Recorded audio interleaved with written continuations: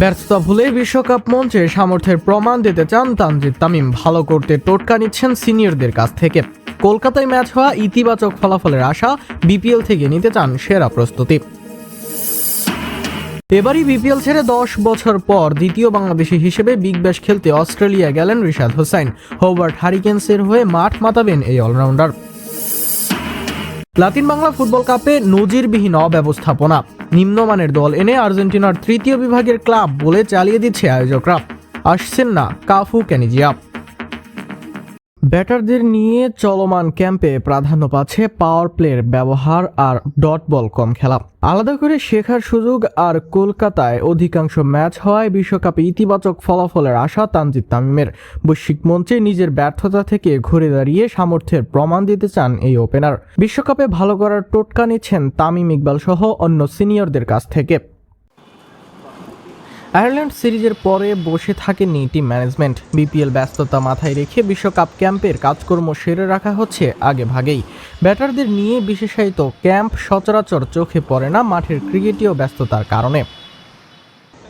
Feel সিমন্সের ক্লাসে সবথেকে বেশি গুরুত্ব পাচ্ছে পাওয়ার প্লের ব্যবহার। প্রথম 6 ওভারে ব্যাটিং অ্যাপ্রোচ কেমন হওয়া উচিত তা নিয়েই চলছে অনুশীলন। বিশেষায়িত এই ক্যাম্প নিয়ে খুশি ক্রিকেটাররাও।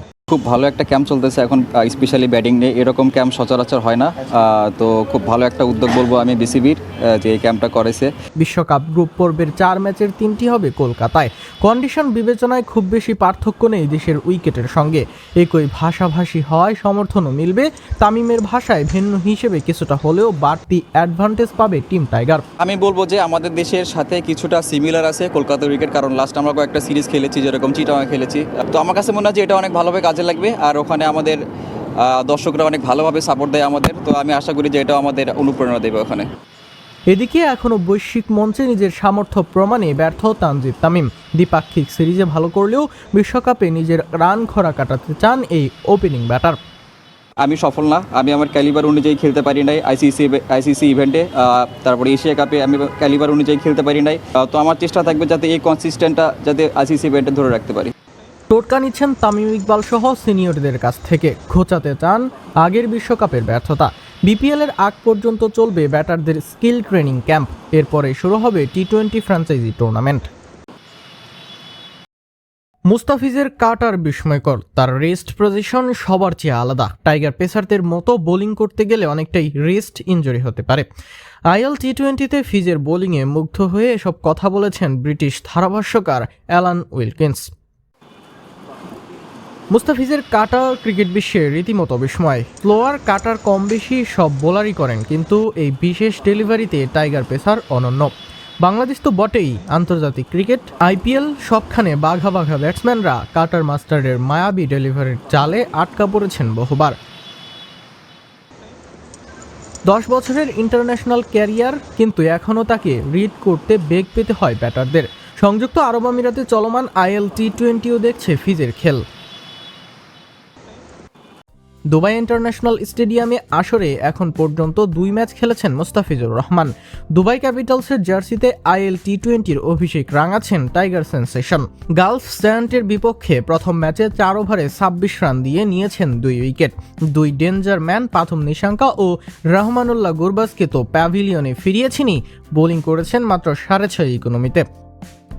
তবে মুস্তাফিজকে নিয়ে বেশি আলোচনা হয়েছে পরের ম্যাচটাতে।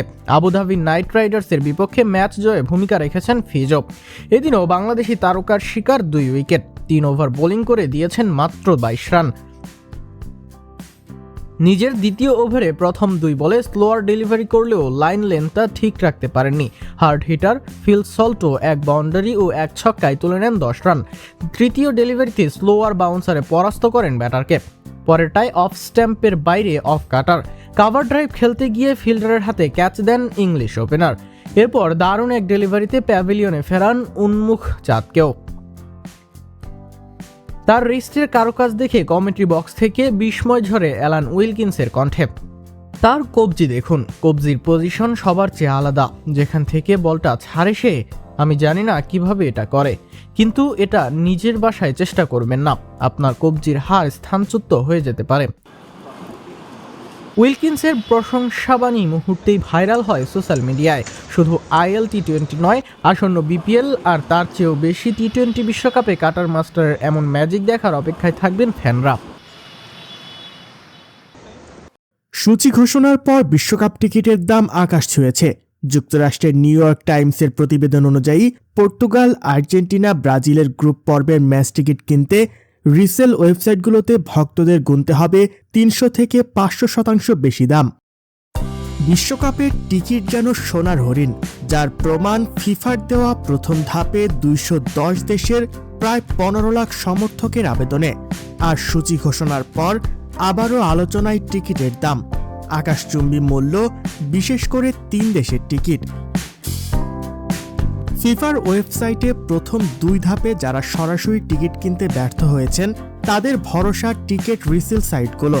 হুমড়ি খেয়ে পড়েছেন অনেকেই, যার প্রমাণ মিলছে রিসেল টিকিটের আকাশচুম্বী দামে। ম্যাচ ভেদে দাম বেড়েছে 500% বেশি, যে তালিকায় যুক্তরাষ্ট্র ও কানাডার 91 ম্যাচের 78টি। সমর্থকদের আগ্রহের কেন্দ্রে পর্তুগাল, ব্রাজিল, আর্জেন্টিনার ম্যাচ। রিসেল মার্কেটে গ্রুপ পর্বের সবচেয়ে দামি টিকিট মিয়ামি গার্ডেনে পর্তুগাল কলম্বিয়া ম্যাচের, যা কিনতে হলে গুনতে হবে $2,189, মূল টিকিটের চেয়ে যা 514% বেশি। তালিকায় এর পরের ম্যাচ স্কটল্যান্ড ব্রাজিল, শীর্ষ 5-এ আছে আর্জেন্টিনার 2 ম্যাচ। দাম বেড়েছে নকআউট পর্বের টিকিটেরও।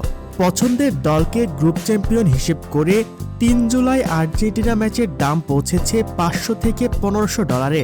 তবে মুদ্রার উল্টো পিঠও আছে, দাম কমার তালিকায় 12 ম্যাচ। প্রথমবার বিশ্বকাপ খেলা কেপ ভার্দে, সৌদি আরব, উজবেকিস্তান, আলজেরিয়া আছে যে তালিকায়। এর মাঝেই তৃতীয় দফায় টিকিট বিক্রির আবেদন চালু করেছে ফিফা। 11 ডিসেম্বর থেকে মিলবে শেষ ধাপের টিকিট।